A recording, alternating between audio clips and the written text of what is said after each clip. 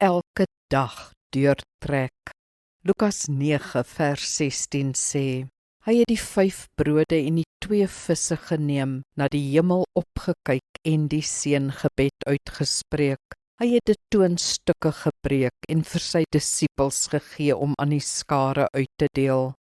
Deel van Jesus se gebedslewe was die vele seëninge wat hy deur die dag gebruik het. Hier spreek hy waarskynlik die gewone Joodse seën oor die kos uit.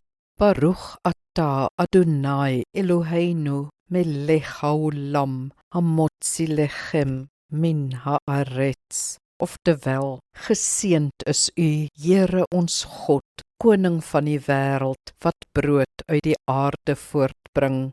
Die Jode het ook 'n seën gehad vir die wyn, groente, reën, vir iets moois in die natuur, vir Shabbat, 'n fees, vir die voorreg van 'n nuwe dag of om iets besonders te kon beleef en vele meer.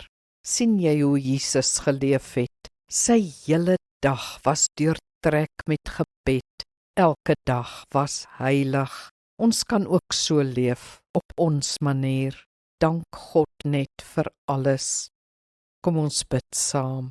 Wonderlike Gewer van alles wat goed is, dankie. Ek prys U om te kan opstaan, te kan eet, te kan werk, te kan geniet. Ek prys U vir gesondheid en krag, vir liefde en sorg in my lewe, vir die kans om vandag ook aan ander liefde te bewys. Alles is 'n voorreg. Amen. Die Here seën jou.